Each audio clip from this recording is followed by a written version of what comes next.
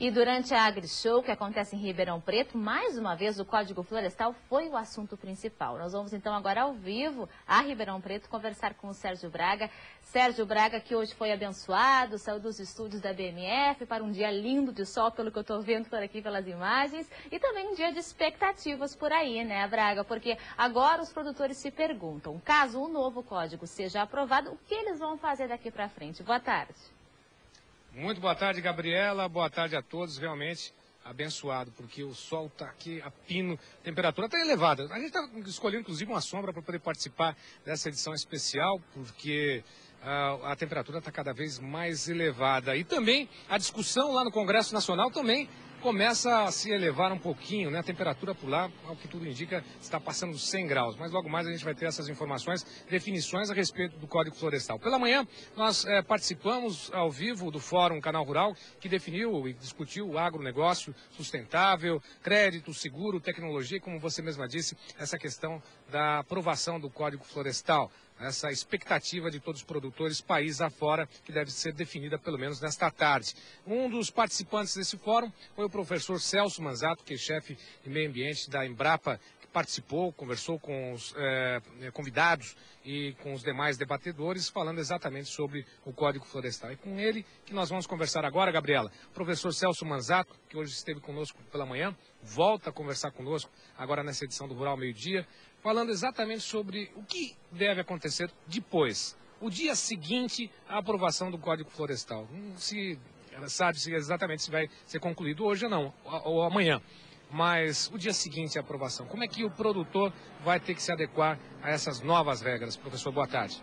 Boa tarde Braga, boa tarde Gabriela, boa tarde aos telespectadores do Canal Rural. Bom, depois da aprovação, qualquer que seja o texto, ainda temos ainda uma longa caminhada pelo Senado, né? Mas a sua pergunta é, e aquele agricultor, como ele vai se portar após a regularização do Código Florestal? Bom, o que parece é que nós vamos ter um cadastro ambiental rural, não é? Para que o agricultor possa, então, regularizar a sua situação e naqueles onde houver, dependendo do que for aprovado, déficit para recomposição, tanto de áreas de proteção permanente quanto de reserva legal, um desafio, inclusive para nós da Embrapa, da recomposição dessas áreas de florestas naturais ou de vegetação natural, ainda, dependendo do que for aprovado, dando possibilidades de renda e algum ganho econômico nessa estratégia. Imaginamos que, por exemplo, a questão de exploração florestal, algumas espécies de interesse florestal que possam gerar também algum excedente econômico, seja uma estratégia bastante interessante para os agricultores. De qualquer forma, será um grande desafio e Embrapa e Ministério da Agricultura estarão à disposição dos agricultores para auxiliá-los nessa empreitada. Bom, sem dúvida nenhuma, tecnologia, pesquisa e à disposição aqui do Brasil, dos produtores brasileiros. Não tenha dúvida que a Embrapa vai estar à disposição de todos os produtores que buscarem ajuda e principalmente tiverem que se readequar a toda essa nova realidade. Sim, já estamos nos preparando para essa situação. Embrapa, Ministério da Agricultura, Ministério do Meio Ambiente já participam e estamos tendo reunião de um programa chamado Programa Mais Ambiente, exatamente para auxiliar o agricultor brasileiro nessa nova realidade.